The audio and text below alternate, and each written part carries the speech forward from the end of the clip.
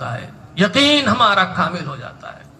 اسی لیے ہمیں رسول اللہ صلی اللہ علیہ وسلم کے ذکر کی محفل میں شریک ہونا چاہیے۔ ایک بات اور سنیں، حضور کا میلاد منانا فرض نہیں ہے، واجب بھی نہیں ہے، سنت موقدہ بھی نہیں ہے، نفل کے زمرے میں رکھا جاتا ہے۔ اب یہ جتنے اعتراض کرنے والے ان لوگوں کو یہی ہے کہ وہ مستحب کام ہے، اس کے لیے اتنی زور دینے کی کیا ضرورت ہے، وہ نفل کام ہے، اس کے لیے اتنی زور دینے کی کیا ضرورت ہے۔ میں آپ سے عرض کروں، فرض وہ ہے جو آپ کو ادا کرنا ہے، بہرحال آپ مجبور ہیں اس کو ادا کرنے کے لیے۔ نماز فرض ہے، روزہ فرض ہے، زکوٰۃ فرض ہے، یہ تین فرائض وہ ہیں جو ہر مسلمان کو کہیں نہ کہیں ٹچ ہوتے رہتے ہیں۔ نماز نہیں پڑھیں گے، اللہ تبارک و تعالیٰ قیامت کا حساب تو بعد میں ہے، قبر سے ہی نماز نہ پڑھنے کا حساب و کتاب شروع ہو جائے گا، اور فجر سے ظہر تک اس کی پٹائی ہوتی رہے گی۔ احادیث کہتی ہیں کہ ایک فرشتہ اس کو سزا دینے کے لیے مقرر کر دیا جاتا ہے، وہ ایک ہتھوڑا اٹھا کر اسے مارتا ہے، وہ زمین کے ساتوں طبق میں دب جاتا ہے، اور پھر اس کو پیٹتا ہی رہتا ہے، پھر اس کو نکالا جاتا ہے، پھر مارا جاتا ہے، پھر نکالتا ہے، پھر مارتا ہے، یہاں تک کہ ظہر کا وقت آ جاتا ہے۔ اگر ظہر کی نماز پڑھ لی ہے تو ظہر سے عصر تک اسے سکون دے دیا جاتا ہے، اگر ظہر بھی نہیں پڑھی تو پھر ظہر سے عصر تک اس کی وہ پٹائی ہوتی ہے کہ دنیا میں اگر وہ ہتھوڑی کی مار اگر دنیا میں ظاہر ہو جائے یا اس کا ہتھوڑا زمین کے اوپر پڑ جائے تو اللہ کے حبیب صلی اللہ علیہ وسلم فرماتے ہیں پوری دنیا ختم ہو جائے گی، زمین ہی ختم ہو جائے گی، زمین ہی ختم ہو جائے گی، کچھ بھی باقی نہیں رہے گا۔ نماز نہیں پڑھیں گے، فرض ہے نماز نہیں پڑھیں گے، ظہر نہیں پڑھی، ظہر سے عصر تک ٹکائی ہوں گے، اور عصر نہیں پڑھی تو عصر سے مغرب تک چلتی رہے گی کاروائی، اور عصر مغرب نہیں پڑھی تو عشاء تک ہوتا رہے گا، اور عشاء نہیں ہوئی تو پھر آپ کی فجر تک ٹھکائی ہوتی رہے گی۔ اب آپ یہ مت سمجھیے کہ وہاں کا دن ہماری طرح 24 گھنٹے کا ہوتا ہے، نہیں۔ آپ کو معلوم ہے اسپیس میں کئی سیارے ہیں، ہر سیارے کا دن الگ ہے، وقت الگ ہے، سال الگ۔ ہماری دنیا بھی ایک سیارہ ہے، ایک پلانٹ ہے، یہ سورج کے گرد گردش کرتی ہے سائنس کے مطابق، تو اس کا 365 دن میں ایک سال ہوتا ہے، 365 دن 365 ڈیز ایک سال ہوتا ہے۔ ایک سیارہ ایسا بھی ہے جس کو آپ یورینس کہتے ہیں، اس کا ایک سال ہماری دنیا کے 50 سال کے برابر ہے۔ اب اس حیثیت سے آپ غور کیجئے کہ جب وہ قبر میں رکھا گیا، مردہ اسے سزا دیا جا رہا ہے، اور وہ سزا جو ہو رہی ہے، وقت تو میں نے بتایا، حدیث نے بتایا کہ اس وقت تک اس کو سزا ہوتی رہے گی، اب وہ وقت کتنا لمبا ہوگا یہ نہیں معلوم۔ اور پھر ایک بات یہ بھی یقین رکھے کہ اب وہاں موت نہیں ہے، اب پھر مرنے کا نہیں ہے، وہ مر کے تو گئے ہیں وہاں پر، اب اور کہاں مریں گے؟ اس کے ہتھوڑے سے نہیں مریں گے، اس کے جلانے سے نہیں مریں گے، اس کے ستانے سے نہیں مریں گے۔ یہاں کوئی ستا رہا ہو تو آپ پھانسی ڈالنے والوں کو دیکھ رہے ہیں، یہاں کوئی اس کو جلا رہا ہے تو آپ اس کو جلتا ہوا مرتے ہوئے دیکھ رہے ہیں۔ یہاں دنیا کی پریشانیاں جب سر پہ امٹ پڑتی ہیں، قرضے والے ستانے لگتے ہیں تو آدمی کو پھانسی ڈال کے مرتا ہوا آپ دیکھ رہے ہیں۔ یہاں مر گیا، مگر وہاں جب ستایا جائے گا، وہاں جب سزا دی جا رہی ہوگی، وہاں جب اس پر اللہ تبارک و تعالیٰ کا کوڑا برسے گا تو موت نہیں آئے گی، مرے گا نہیں، چاہے کتنا ہی مارے مرے گا نہیں، تڑپتا رہے گا۔ اور ایسی مار کہ سرکار فرماتے ہیں ایک سانپ اس پر مسلط کر دیا جائے گا، وہ سانپ ایسا کہ اگر وہ زمین پر ایک مرتبہ پھن مار دے تو پوری زمین پر کوئی ہریالی پیدا نہیں ہوگی، کوئی جھاڑ پیدا نہیں ہوگا، کوئی سبزی پیدا نہیں ہوگی، کوئی اناج پیدا نہیں ہوگا، اور وہ سانپ اس کو سزا دینے کے لیے مقرر کیا گیا ہے، اور وہاں اسے سزا دیا جا رہا ہوگا۔ سوچئے نماز فرض ہے، آپ یہ فرض کسی حال آپ کو ادا کرنا ہے، مجبوری میں بھی تو کم سے کم پڑھنا ہے، مجبوری سے تو پڑھنا ہے ہی ہے۔ اگر نہیں پڑھ رہے تو آپ اپنی پیٹھ ٹھوک رہے ہیں، تو یہ مت سمجھیے کہ یہاں پیٹھ ٹھوک رہے ہیں تو وہاں بھی آپ کی پیٹھ ٹھوکی جائے گی، نہیں وہاں تو ہڈیوں کو ٹھوکا جائے گا جب پتا چلے گا کہ کتنا ہم نے نماز چھوڑی ہے، کتنا۔ ہم دنیا میں کسی پولیس والے کو حساب نہیں دے سکتے، ایس پی سی آئی کو حساب نہیں دے سکتے، ای ڈی کے بارے تو لوگ جا کے مر رہے ہیں، ای ڈی کے حساب پوچھنے پر تو لوگوں کا جان نکل رہی ہے. یہ دنیا کے کسی پوسٹ پر بیٹھے ہوئے کو حساب نہیں دے سکتے ہیں. اللہ تعالیٰ کا کیا حساب دیں گے؟ اللہ تعالیٰ کے حضور کیا حساب دیں گے؟ میرے دوستو، یہ نماز فرض ہے. فرض بہرحال آپ کو ادا کرنا ہے. اب کچھ لوگ صرف فرض پڑھ کے بھاگ جاتے ہیں. خاص کر سعودی ریٹرن جتنے ہیں یہ صرف فرض پڑھ کے نکل جاتے ہیں. وہاں فرض ہے، وہاں سنت نہیں ہے. میں نے کہا فرض تو یہ مجبوری ہے. فرض پڑھ رہے ہیں، مجبور سے پڑھ رہے ہیں، اور اللہ کو مجبوری کی عبادت نہیں چاہیے.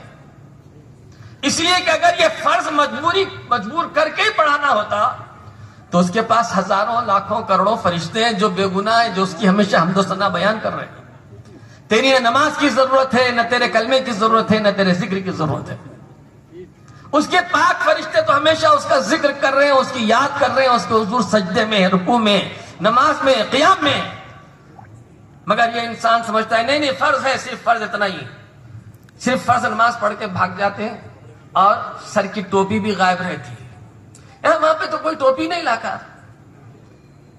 مگر ان کو یہ نہیں معلوم کہ ٹوپی نہیں لگانا شیعوں کا طریقہ ہے. شیعہ کبھی ٹوپی نہیں لگاتا. اور کچھ لوگ اسے ہاتھ جھاڑ رہے نا، یہ ہاتھ جھاڑتے رہتے ہیں ہر بار، ہر نماز رکوع میں. یہ رفع دین کرنا بھی شیعوں کا طریقہ ہے. اور نماز میں ہاتھ نہ باندھنا بھی شیعوں کی ایک علامت ہی. شیعہ ٹوپی نہیں پہنتا، شیعہ رفع دین کرتا ہے. شیعہ کسی صحابی کو نہیں مانتا، کسی صحابی کو نہیں مانتا. اور یہ اہل حدیث جو آپ کو اہل حدیث ہونے کا دھوکہ دے رہے ہیں، یہ خبیث بھی کسی صحابی کو نہیں مانتی. یاد رکھو، ہمارے پاس ہم جیسے حضور صلی اللہ علیہ وسلم کے طریقے کو اپنے لیے ضروری سمجھتے ہیں، ایسے ہی صحابہ کے طریقے کو بھی ہم اپنے لیے ضروری سمجھتے ہیں. صحابہ کا طریقہ بھی آپ کے لیے ضروری ہے، حضور کا طریقہ بھی ضروری ہے. آپ بولیں گے وہ کیسے؟ دیکھیے حضور کا طریقہ ہے. نماز کیسے پڑھنا ہے یہ حضور سے سیکھیں گے، روزہ کیسے رکھنا ہے حضور سے سیکھیں گے، زکوٰۃ کیسے دینا ہے حضور سے سیکھیں گے. لیکن حضور کی تعظیم کرنا فرض ہے. ارے بولو نا، حضور کی عزت کرنا فرض ہے. اب حضور کی عزت کرنا کیسے سیکھیں گے؟ حضور خود تو نہیں سکھائیں گے کہ ایسی عزت کرو، ایسی کرو، ایسی کرو، بلکہ صحابہ کر کے بتائیں گے دیکھو ہم ایسے حضور کی عزت کرتے ہیں، تم بھی ایسے ہی حضور کی عزت کرو. اور یہ طریقہ فرضوں میں سب سے بڑا فرض ہے، واجبات میں بڑا واجب ہے. تو میں عرض کر رہا تھا کہ حضور علیہ الصلوۃ والسلام کا ذکر شریف اللہ نے فرض نہیں کیا. نماز فرض ہے تو آپ پر قرض ہے، اور اللہ تعالیٰ اس کو وصول فرمائے گا، ضرور وصول کرے گا. بہرحال آپ کو ادا کرنا ہے. اور نہیں تو یہ قبر کا جو عذاب ہو رہا ہے. قیامت کے دن جو عذاب ہوگا وہ اور کچھ ہوگا. نماز چھوڑنے کا عذاب الگ ہوگا، زکوٰۃ نہیں دیا اس کا بھی عذاب ہونے والا ہے. وہ قرآن ہی خود فرما رہا ہے. زکوٰۃ فرض ہو گئی اور ہمارے پاس زکوٰۃ فرض ہو جانے کے بعد اب ہمارے دل میں الگ کیسی کیسی بھاونائیں ہوتی ہیں، میرا پیسہ، میرا پیسہ، میرا پیسہ. اللہ فرماتا ہے تیرا پیسہ نہیں، وہ میرا دیا ہوا ہے. وہ میرا پیسہ میرا دیا ہوا ہے. اگر تو نے ایمانداری سے جو زکوٰۃ میں نے فرض کی ہے وہ نکال کر غریبوں، فقیروں، مفلسوں، بیواؤں، مجبوروں کو دے دیتا ہے تو میں تیری اس زکوٰۃ میں، تیرے اس اصل مال میں برکت عطا کروں. اور اگر تو نے زکوٰۃ نہیں نکالی اپنے مال سے، سنیے حضور کی حدیث ہے، اگر تم نے اپنے مال سے زکوٰۃ نہیں نکالی تو جس مال میں زکوٰۃ کا مال ملا ہوا ہوتا ہے، تو زکوٰۃ کہتے ہیں کس کو؟ گندے کو. زکوٰۃ کہتے ہیں صاف کرنے والے کو. مطلب یہ ہوا کہ ہمارے پاس جو پیسہ جمع ہو گیا اس میں کچھ اچھا بھی ہے، کچھ برا بھی ہوگا. یہ پیسہ اگر نکال دیتے ہیں 100 کو 2.5 روپے کے حساب سے نکال دیتے ہیں تو یہ پیسہ پاک ہو گیا، اور وہ ناپاک پیسہ وہ ہمارے لیے نہیں ہے، ہمارے لیے استعمال کے لیے نہیں ہے، لیکن تمام مسلمانوں کے لیے ہے، تمام مومنین مومنات کے لیے، تمام غریبوں فقیروں کے لیے، بیواؤں کے لیے ہے. وہ 100 کے لیے 100 کو 2.5 روپے ہم جب اللہ کی راہ میں دے رہے ہیں تو آپ کے 97.50 روپیز جو ہیں یہ بالکل پاک ہو گئے. اگر وہ 250 روپیز اس 97.50 میں مل کر ہے تو کیا ہوگا؟ وہ یہ مال بھی خراب ہو جائے گا، یہ مال آپ کا 97 خراب ہو جائے گا۔ اللہ کے حبیب فرماتے ہیں اللہ اس کے ملنے کی وجہ سے یہ 97 50 کو بھی برباد کر دے گا۔ ہم سمجھتے ہوں گے کہ ہمارا مال کہیں نہیں جائے گا، ہم کسی کو نہیں دیں گے، صدقہ نہیں دیں گے تو بچ جائے گا، زکوٰۃ نہیں دیں گے تو بچ جائے گا، قربانی نہیں کریں گے تو بچ جائے گا۔ یاد رکھیے نہیں بچے گا۔ آج آپ دیکھ رہے اللہ تعالیٰ تو اللہ ہے، وہ نکالنے کا طریقہ بھی جانتا ہے۔ کتنے ایسے پیسے والے ہیں جن کو ایسی ایسی بیماریاں ہو گئی، مہینہ ہزاروں روپے کے خالی دوائیں کھا رہا ہے۔ وہی زکوٰۃ اگر نکالنا ہوتا تو نہیں میری زکوٰۃ کے پیسے میں نہیں دے سکتا، میرے کمائی کے پیسے مت دیتا، مت دے، دوا کھا کھا کے بیمار ہوتا تھا۔ پھیپڑے فیل ہو جائیں گے، گردے فیل ہو جائیں گے، کلیجہ فیل ہو جائے گا، اس کے بعد ہارٹ بھی فیل ہو جاتا۔ اللہ تعالیٰ نے فرض کیا ہے، وہ فرض تو بہرحال ادا کرنا ہے۔ قرآن مجید فرماتا ہے ان الذین یکنزون الذهب والفضة، جو لوگ سونا اور چاندی جمع کرتے ہیں وہ یہ گمان نہ کرے کہ یہ ان کے لیے اچھا ہے، بلکہ اللہ تبارک و تعالیٰ ان کا امتحان لے رہا ہے۔ اس میں سیطبقون یوم القیامۃ بما بخلوا بہ، ان قریب قیامت کے دن تم نے جس میں بخالت کی، بخیلی کی، کنجوسی کی، یہ سب تمہارے سر پہ ڈالا جائے گا، اس کا توق بنا کے ڈالا جائے گا، اس کی سزا دی جائے گی۔